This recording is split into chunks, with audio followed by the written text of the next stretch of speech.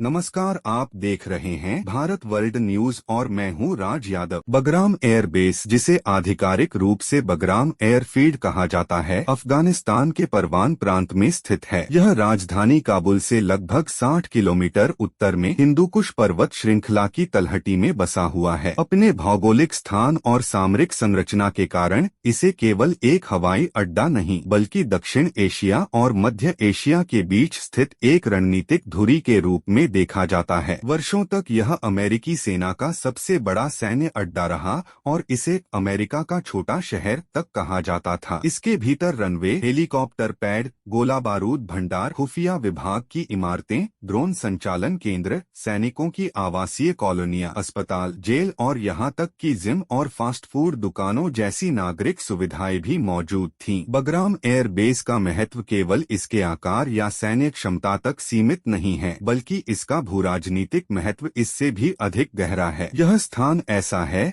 जहां से अमेरिका या कोई भी बड़ी शक्ति एक साथ चीन की पश्चिमी सीमा, पाकिस्तान, ईरान, मध्य एशिया और अफगानिस्तान की राजधानी काबुल पर निगरानी रख सकती है। कई सामरिक विशेषज्ञों ने कहा है कि जो बागराम को नियंत्रित करता है वह मध्य और दक्षिण एशिया की धड़कन को समझ सकता है। यही कारण है कि इस बेस को हमेशा से अंतर्राष्ट्रीय राजनीति, संघर्ष और रणनीति के केंद्र में रखा गया। बगराम लगभग 70 साल पुराना है। 1950 के दशक में अफगानिस्तान ने सोवियत संघ की मदद से अपनी वायुसेना को मजबूत करने का प्रयास शुरू किया। इसी दौर में सोवियत इंजीनियरों ने बगराम में 2 हवाई पट्टियों, सैन्य बैरकों और नियंत्रण टावर की आधारशिला रखी। 1979 में जब सोवियत सेना ने अफगानिस्तान में सैन्य हस्तक्षेप किया तो उनका पहला और सबसे बड़ा सैन्य केंद्र यही बगराम एयरबेस था। यहाँ से हेलीकॉप्टर उड़ते थे, सैनिकों की सप्लाई भेजी जाती थी और मुजाहिदीन के खिलाफ कई बड़े अभियानों का संचालन किया जाता था। 10 साल तक यह सोवियत सेना की सांसों का केंद्र रहा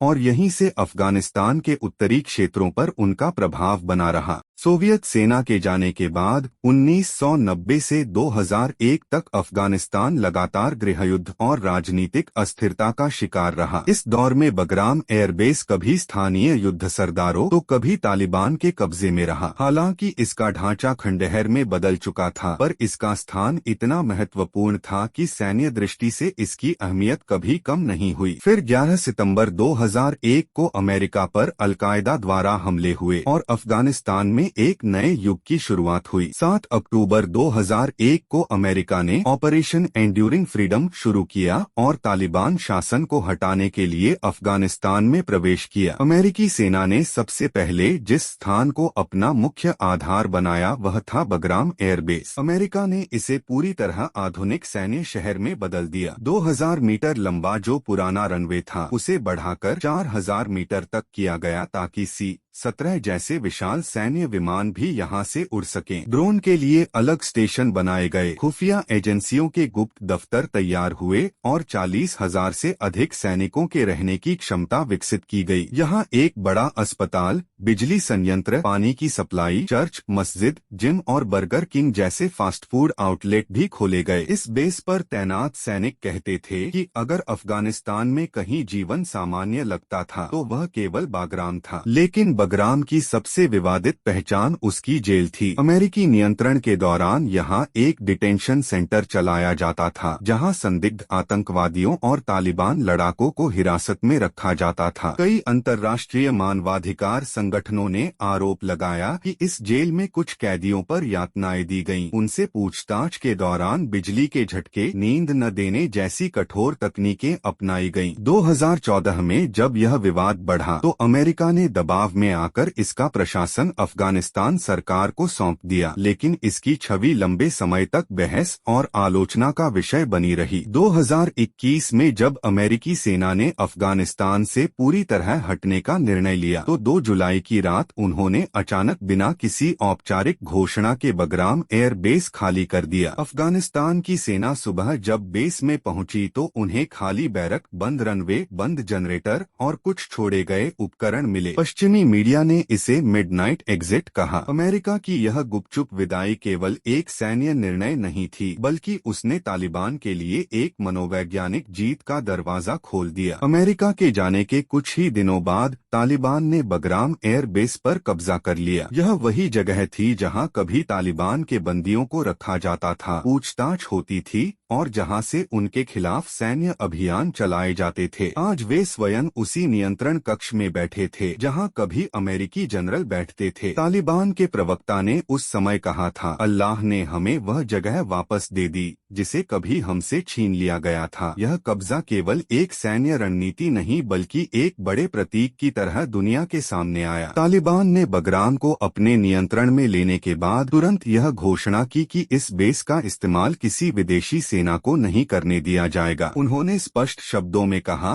कि हम अपनी धरती का 1 इंच भी किसी दूसरे देश को नहीं देंगे। तालिबान का यह बयान इसलिए भी महत्वपूर्ण था क्योंकि उसी समय अंतर्राष्ट्रीय स्तर पर ऐसी अफवाहें तेजी से फैल रही थीं कि भारत, अमेरिका या चीन इस बेस को अपने कब्जे में लेने की कोशिश कर रहे हैं। सोशल मीडिया और कुछ यूट्यूब चैनलों पर यह दावा किया गया कि भारत अपनी सेना को बगराम भेज सकता है ताकि अफगानिस्तान में आतंकवाद के खिलाफ काम किया जा सके या पाकिस्तान और चीन पर रणनीतिक दबाव बनाया जा सके। लेकिन हकीकत इससे बिल्कुल अलग थी। किसी भी विश्वसनीय स्रोत, चाहे वह संयुक्त राष्ट्र हो, भारत सरकार, तालिबान प्रशासन या अफगानिस्तान से संबंधित अंतर्राष्ट्रीय एजेंसियां ने ऐसे किसी दावे की पुष्टि नहीं की कि भारत ने बगराम एयर बेस पर सैनिक भेजे हैं या उसे अपने नियंत्रण में लेने की कोशिश की है। भारत ने हमेशा यह कहा कि वह अफगानिस्तान को केवल विकास, शिक्षा, अस्पतालों और लोकतांत्रिक ढांचे का समर्थन देकर मदद करना चाहता है, न कि किसी सैन्य बेस को कब्जे में लेकर। 2025 में जब पूर्व अमेरिकी राष्ट्रपति डोनाल्ड ट्रंप ने बगराम एयर बेस को पुनः हासिल करने की योजना बनाई तो यह खबर अंतर्राष्ट्रीय सुर्खियों में आ गई। ट्रंप ने इसे अमेरिका की रणनीति का हिस्सा बताते हुए कहा कि बगराम का नियंत्रण न केवल अफगानिस्तान में अमेरिकी ताकत बढ़ाएगा बल्कि चीन की सीमाओं के करीब भी अमेरिकी दृष्टि बनाए रखने में मदद करेगा। तालिबान ने इसके तुरंत बाद स्पष्ट कर दिया कि वे किसी भी विदेशी सेना को बगराम पर अनुमति नहीं देंगे। इस विवाद ने अमेरिका और तालिबान के बीच पुराने मुद्दों को पुनः जीवित कर दिया और क्षेत्रीय शक्तियों चीन, रूस, पाकिस्तान को भी सतर्क कर दिया। भारत की भूमिका इस समय मुख्य रूप से शांति और विकास पर केंद्रित रही। भारत ने स्पष्ट किया कि उसका अफगानिस्तान में कोई सैन्य उद्देश्य नहीं है और वह केवल मानवीय, आर्थिक और शिक्षा संबंधित क्षेत्रों में मदद कर रहा है। अफवाहों और मीडिया रिपोर्टों के विपरीत भारत ने कभी बगराम एयर बेस पर सैनिक तैनात करने या किसी सैन्य गठबंधन में भाग लेने का संकेत नहीं दिया। भविष्य की संभावनाओं को लेकर विशेषज्ञ मानते हैं कि बगराम एयर बेस तालिबान के नियंत्रण में रहते हुए सैन्य प्रशिक्षण और आंतरिक सुरक्षा संचालन के लिए इस्तेमाल किया जा सकता है।